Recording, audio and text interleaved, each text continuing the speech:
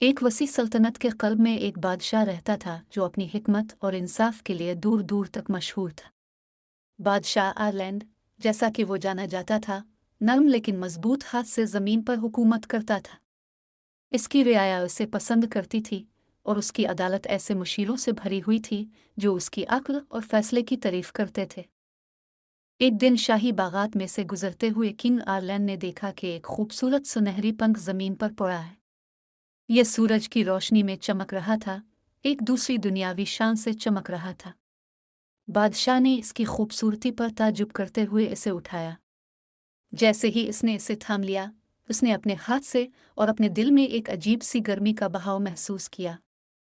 पंख की असलियत के बारे में मुतजस्सिस बादशाह आयरलैंड ने अपनी बादशाही में अक्लमंद तरीन उलमा को तलब किया।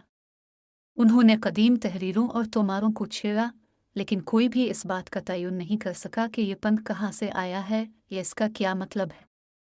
ताहम एक बुजुर्ग एल्ड्रीन नामी एक बाबा ने एक तजवीज़ पेश की। आपकी अज़मत, एल्ड्रीन ने कहा, मैंने फिनिक्स के नाम से मशहूर परिंदे की कहानियाँ सुनी हैं। कहा जाता है कि फिनिक्स अजीम ताकत और हिकमत की मखलूक है जो हर 1000 साल बाद अपनी राख से जन्म लेती है। अगर ये पंख किसी ऐसी मखलूक का है तो ये बड़ी अहमियत की अलामत हो सकती है। हैरत ज़दा बादशाह आयरलैंड ने फिनिक्स को तलाश करने के लिए सफ़र शुरू करने का फ़ैसला किया। इसने सल्तनत को अपने काबिल एतमाद मुशीरों के हाथ में छोड़ दिया और वफ़ादार साथियों के एक छोटे से गिरोह के साथ रवाना हुआ। पुरअसरार परिंदे की पगडंडी का पीछा करते हुए वो कई दिनों तक खियानत भरे पहाड़ों, घने जंगलों और वसी सहराओं को उबूर करते रहे। हफ्तों की तलाश के बाद वो एक दूर उफ्तादा और वीरान ज़मीन पर पहुंच गए, जहां ज़मीन झुलस चुकी थी और हुआ राख की बो से मोटी थी। फासिले पर उन्होंने एक लंबा कदीम दरख्त देखा। उसकी शाखें नंगी और काली पड़ी थी। दरख्त के ऊपर फिनिक्स बैठा था। इसके पंख इसी सुनहरी रोशनी से चमक रहे थे जो बादशाह को मिली थी। फिनिक्स बादशाह आयरलैंड को उन आँखों से देखता था जो अनगिनत जिंदगियों का इल्म रखती थी। ए हकीम बादशाह, क्यों आए हो?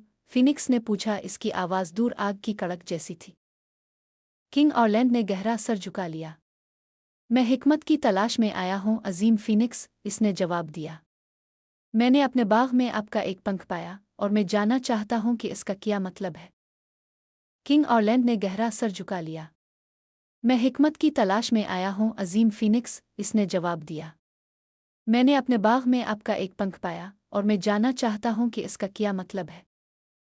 फिनिक्स ने बादशाह की बातों पर गौर करते हुए अपना सर झुका लिया। आपको जो पंख मिला है वो एक तोहफा है, तकदीर का निशान। उसने आपको मुंतखब किया, बादशाह आयरलैंड, क्योंकि आप एक ऐसे हुक्मरान हैं जो अपने लोगों के लिए अमन और खुशहाली लाना चाहते हैं। लेकिन ये एक इम्तिहान भी है। एक इम्तिहान? बादशाह ने गूंज उठा उलझन में। बेशक, फिनिक्स ने कहा। बादशाह को अक्लमंद होना चाहिए, लेकिन इसे अपनी ताकत की हुदूद को भी समझना चाहिए। आपके पास हुकूमत करने की हिकमत है, लेकिन क्या आप में ये तस्लीम करने की आजिज़ी है कि एक बादशाह भी हर चीज़ को कंट्रोल नहीं कर सकता? किंग आला ने फिनिक्स की बातों पर गौर किया। ये इम्तिहान पास करने के लिए मुझे क्या करना चाहिए? उसने पूछा। फिनिक्स की आंखें चमक उठी। तुम्हें पंख को छोड़ देना चाहिए, उसने सादगी से कहा। इसे इस जगह पर वापस करो जहां से तुमने इसे पाया, और यकीन करो कि आगे का रास्ता मुकर्रर वक्त पर जाहिर हो जाएगा।